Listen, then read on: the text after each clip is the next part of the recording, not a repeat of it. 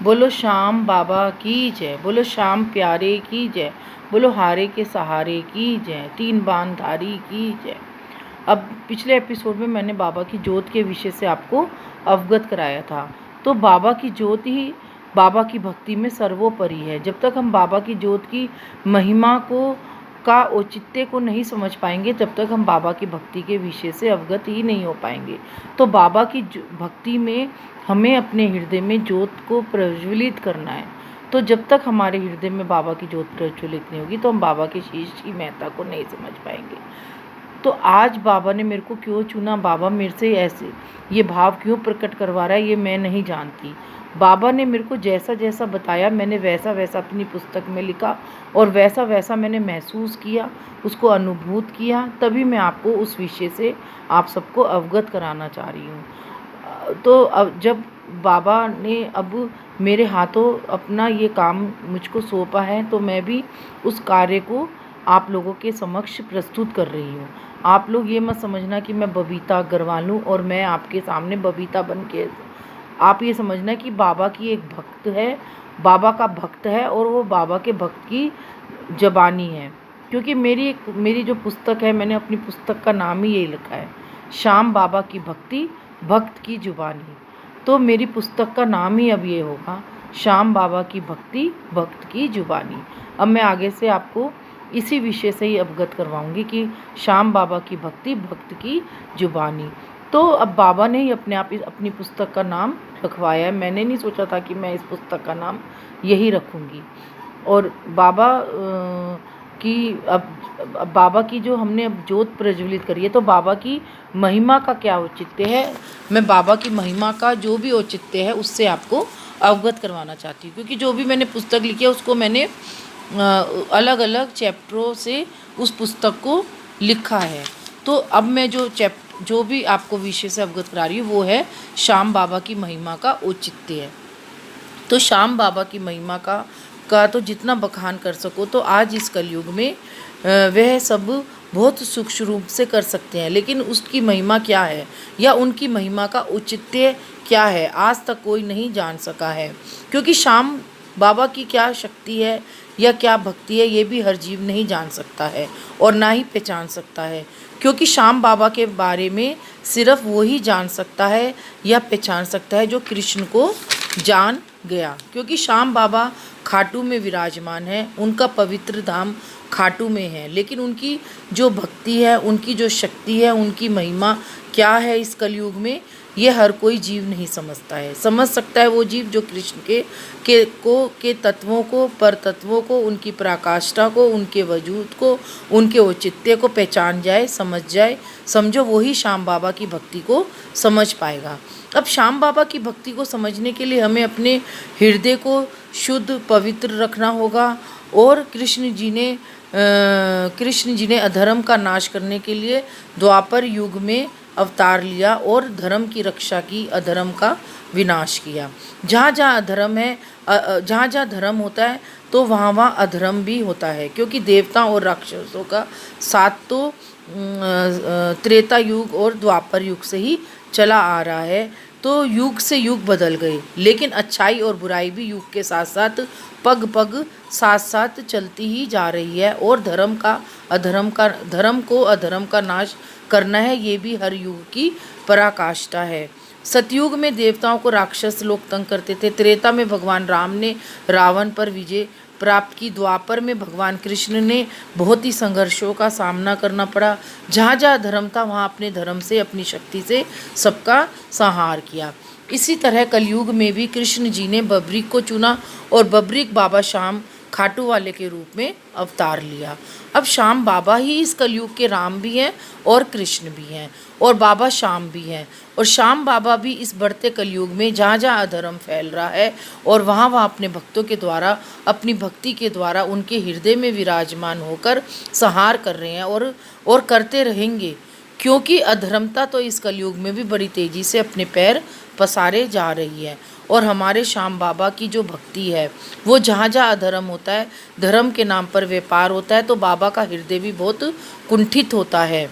लेकिन इस बढ़ते हुए कलयुग में बाबा की इस भावना को कोई नहीं पहचान पा रहा है। पहचान तो पा रहा है, लेकिन अपनी मैं में वे बाबा की प्रभुता का, बाबा की भक्ति को अनदेखा कर रहा है। आज मैं एक सच्चाई से अवगत कराती हूँ। एक भक्त था बाबा का, श्याम बाबा का। पहले उसे ये भी पता नहीं था कि श्याम बाबा कौन है, खाटू गांव कहाँ पर है। पर कुदरत का चमत्कार देखो, बाबा ने स्वयं उसके हृदय में अपना प्रेम उड़ेला, अपनी भक्ति का प्रादुर्भाव किया।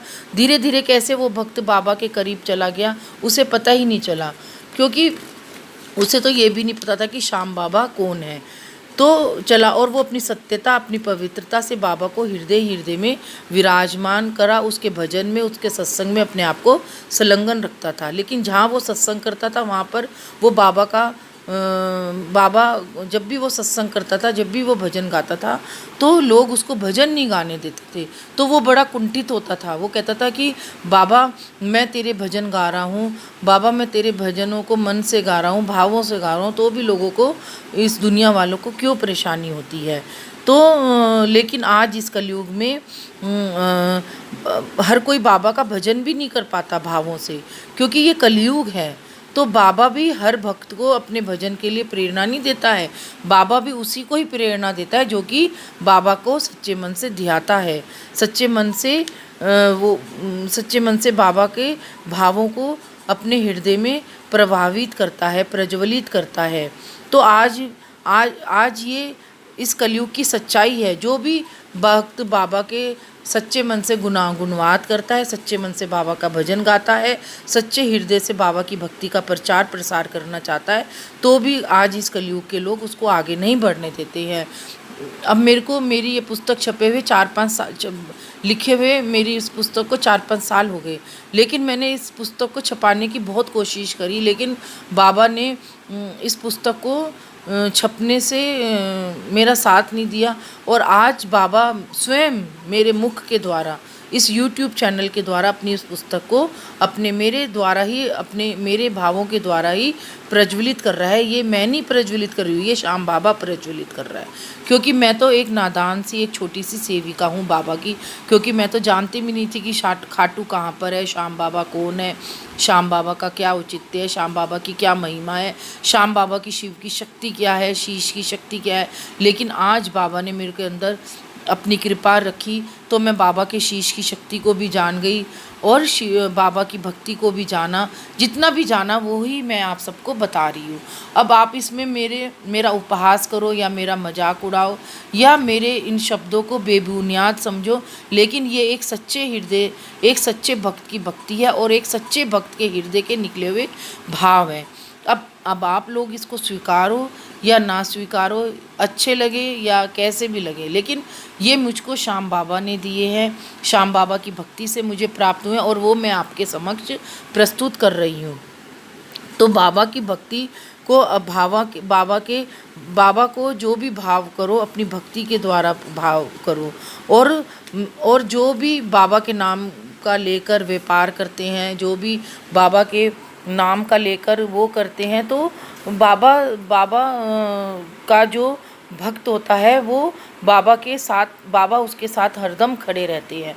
तो बाबा की भक्ति में हमें पवित्रता लानी होगी, हमें सुघड़ता लानी होगी, हमें समदूरदर्शिता लानी होगी, तभी हम बाबा की भक्ति के औचित्य को समझ पाएंगे, बाबा की भक्ति में डूब पाएंगे। क्योंकि जो मैंने बाबा की भक्ति के ऊपर 4 लाइनें लिखी हैं, जो कि उसमें संस्कृत भी है और एक बाबा का एक वो मैं आपके सामने प्रस्तुत करती हूँ।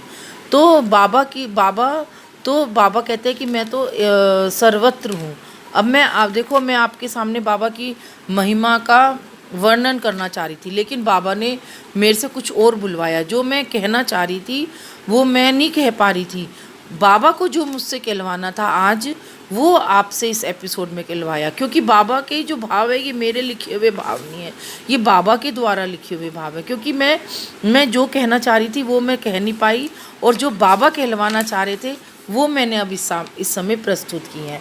तो अब मैं बाबा के अनुसार ही इस पुस्तक आप सबको लिखी तो मैंने पुस्तक है, लेकिन मैं जो आपके सामने भाव प्रस्तुत करी वो बाबा के अनुसार ही प्रस्तुत करना चाह रही हूँ। तो जो बाबा मेरे से भाव प्रस्तुत करवाना चाहेगा वही मैं आपके समक्ष पहले प्रस्तुत करूँगी। तो बाबा भक्त, जो बाबा स्वयं भक्त के हृदय में संचारित कर रहा है, भक्त तो एकदम नादान होता है, उसे क्या पता कि बाबा की भक्ति क्या है, बाबा का भाव क्या है। तो बाबा भक्त की जो मनोदशा होती है, भक्तों की उत्पन्ना, भक्तों की व्याकुलता, समदर्शता, समव्याकुलता, समदूरदर्शिता, सम उत्कर्षणा, समव्यावहारिकता, सम उत्कर्षणा, संवेदना, औचित्य से भरपूर भावों में, भवहरी के भावों में ही समप्रभावित, सम उद्गलित भावों में, संवत्सर, समग्रहित, संप्रेक्षालेक्षण, उद्गलित भावों में भवहरी, संप्रेक्षालेक्षण, संप्रभाविता, भवहरित, उद्गलित, हृदय प्रभाविता, संयोजन, प्रचोदयात। जय श्री श्याम, जय श्री श्याम। तो इन भावों का अर्थ है कि जब भक्त के हृदय में अपने प्रभु के प्रति एक पीड़ा उठती है, एक उसका हृदय अपने श्याम बाबा की महिमा में, उसके गुणवाद में व्याकुल हो उठता है, तो उसमें और उसके प्रभु में समदूरदर्शिता, उसके और उसके प्रभु में व्याकुलता और बढ़ती चली जाती है। तो भक्त अपनी उस व्याकुलता को, अपनी वेदना को, करुणा को अपने प्रभु में ही, उसके आकर्षण में, उसकी भक्ति की महिमा में एक उत्कर्षण, मतलब एक कंपन, एक चुंबकीय आकर्षण महसूस कर पाता है अपने हृदय में। और ये कंपन, ये उत्कर्षण सब उसके हृदय में उसके श्याम बाबा ही स्वयं प्रभावित या संचारित करते हैं, और वो हृदय ही हृदय में भावों से हरि भवहरी हो जाता है। प्रभु और भक्त का हृदय ही हृदय में मिलन हो जाता है, उसके हृदय में भावों का उद्गलित स्वयं श्याम बाबा की भक्ति में ही श्याम बाबा ही समा जाते हैं, और भाव हृदय में प्रभावित होने लगते हैं, और हरि की कृपा होती है। भावों से पूर्ण भावात्मक भावों को संचारित और प्रादुर्भावित करने में हृदय भी भावों में ऐसा प्रभावित हो जाता है कि हृदय में बाबा के नाम की महिमा ऐसी प्रज्वलित और उत्कृष्ट हो जाती है कि उसके हृदय में, उसकी हर संयोजना में, उसके योजन में, उसके हर उस कार्य में श्याम बाबा की जयकार होने लगती है। उसकी महिमा, उसकी उत्कर्षणा, उसकी अंतःवेदना में ही संप्रभावित होने लगती है, और भक्त श्याम बाबा की महिमा भक्ति में ही अपने आप को ओतप्रोत पाता है। यही भक्त अपने हृदय में यही कामना और औचित्य महसूस पाता है कि उसके श्याम बाबा तो बस उसके हृदय में है, संप्रभावित हो चुके हैं। और जो भक्त होता है उसका बस एक ही उद्देश्य है, एक ही मनोकामना कि उसका श्याम बाबा बस उसके हृदय में रहे। तो बाबा की भक्ति का तो इतना औचित्य है कि उसको श्याम बाबा ही उसको भाव देता है, श्याम बाबा ही उसके हृदय में भावों को प्रज्वलित करता है, बाबा की महिमा के औचित्य को प्रज्वलित करता है। तभी तो बाबा के शीश में इतनी शक्ति है कि बाबा ने मुझको ही क्यों चुना मैं नहीं कुछ जानती। बाबा ने मुझे ये भाव दिए तो मैंने इसको पुस्तक में लिखा और आपके सामने प्रस्तुत किया। अब आप इन भावों को समझना, एक एक शब्दों को समझना, तभी आपको ये भाव समझ में आएंगे। नहीं तो आप लोग सोचोगे कि ये भाव इसने कैसे, लेकिन मैं ये आपको नहीं बताना चाह रही थी इन भावों को, लेकिन श्याम बाबा ने ही मुझे प्रेरणा दी कि मैं इन भावों को आप सबके सामने प्रस्तुत करूं, तभी मैंने इन भावों को आपके सामने प्रस्तुत किया है। पर इन एक एक शब्द को आप लोग ध्यान से सुनना, एक एक शब्द को अपने हृदय में उतारना, तभी आप इन भावों को समझ पाओगे। आज के लिए इतना ही, आगे के लिए मैं आगे और बाबा के विषय से अवगत कराऊंगी। प्रणाम, नमस्कार। बोलो हारे के सहारे की जय, बोलो श्याम प्यारे की जय।